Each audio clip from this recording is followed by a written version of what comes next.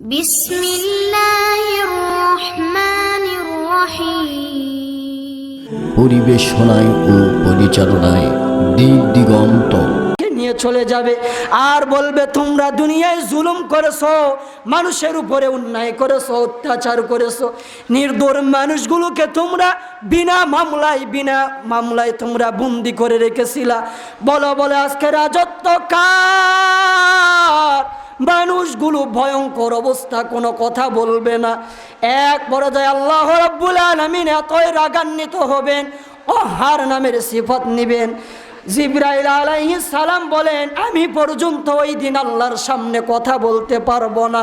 আল্লাহ এত রাগান্বিত হবে, পয়গম্বর সেজদায় পড়ে হাবলি উম্মতি বলে কান্না করবে আর ডাক দিয়া বলবে মালিক, আজকে আমার গুনাহগার উম্মতকে যদি আপনার জাহান্নাম খেয়ে ফেলে, একটা উম্মতকে যদি জাহান্নাম গাছ করে খেয়ে ফেলে রে মালিক, আমি নবীজি জান্নাতের মধ্যে যাইব না।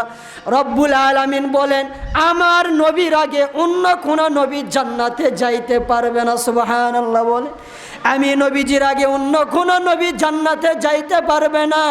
নবীজি আবার বলেন আমার উম্মতের আগে অন্য কোন নবীর উম্মত জান্নাতে যাইতে পারবে না। সুবহানাল্লাহ বললেন না?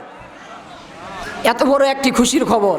নবীজি বলেন আমার আগে অন্য কোন নবী জান্নাতে যাইতে পারবে না। শুধু তাই নয়, আমার উম্মতের আগে অন্য কোন নবীর উম্মত জান্নাতে যাইতে পারবে না। আল্লাহু আকবার বলেন।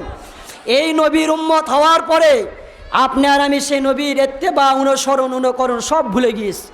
নবীর সুন্নতগুলো হেলাই খেলায় নষ্ট করতেছি। নবীর আদর্শের কথা, ইসলামের কথা বলা হলে নাক সিটকায় হুজুরদেরকে খেলে এক শ্রেণী মানুষের অ্যালার্জি শুরু হয়। কথা বলুন ঠিক কিনা?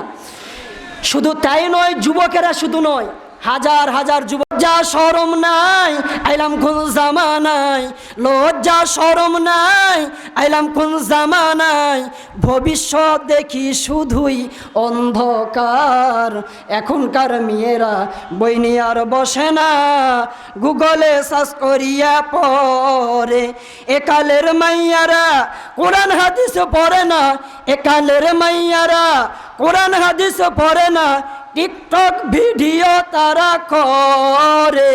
দুই হাত তুলে বলুন কথা ঠিক না বা ঠিক? আওয়াজ দিয়ে বলুন কথা ঠিক না বা ঠিক?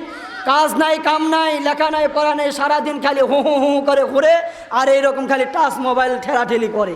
ও ঠেলে যত ওর চাপা ডাবে যায় তত। কথা বলেন ঠিক কিনা? বলেন ঠিক কিনা বা ঠিক? খালি ঠেলে, ও ঠেলে যত। মেয়েকে মোবাইল কিনে দিয়েছেন ছেলেকে, রাতের বেলা শীত আসতেছে, মনে করতেছেন আপনার মেয়ে লেখাপড়া করতেছে, তাই না, ও ল্যাবের মধ্যে ডুগি মারে ও ওই রুমটা পোস্ট অফিস বানাইছে।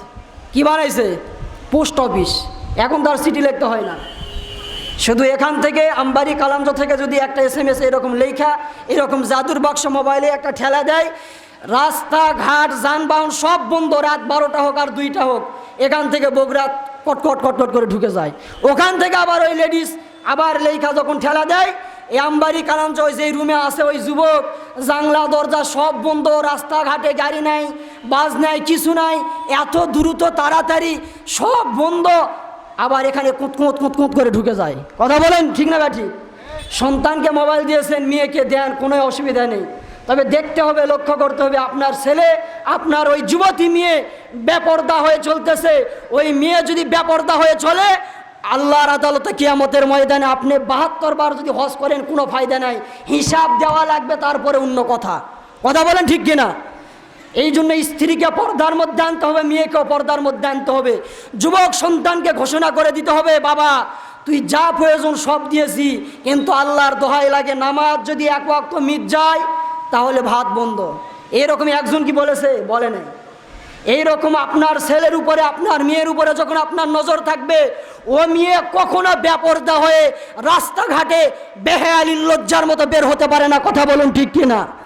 আমি তো রাস্তাঘাটে যখন যাই দেখি রন্না নাই, মাথায় কাপড় নাই, কিছু নাই, আমি চিন্তা করি মনে হয় এতিমখানা থেকে বের হয়ে আসছে, এর কোনো ওয়ারিশ নাই, জামা কিনে দেওয়ার মতো, বোরকা কিনে দেওয়ার মতো কোনোই টাকা নাই, এর পরিবারে মনে হয় কেউই নেই, এতিমের মতো এরকম ঘুরে বেড়ায়। বলেন আছে না নাই? এরকম মেয়ে আছে না নাই? ওই সমস্ত বাবা দায়ুস, ওই সমস্ত বড় ভাইও দায়ুস। কিয়ামতের কঠিন ময়দানে হিসাব না দেওয়া পর্যন্ত কোনোই রক্ষা নেই। তো যে কথাগুলো বললাম সর্বপ্রথমে আল্লাহ রব্বুল আলামিন আমাকে এরপরে আপনাদের সবাইকে মেনে চলার তৌফিক দান করুক। সকলে বলি আমিন।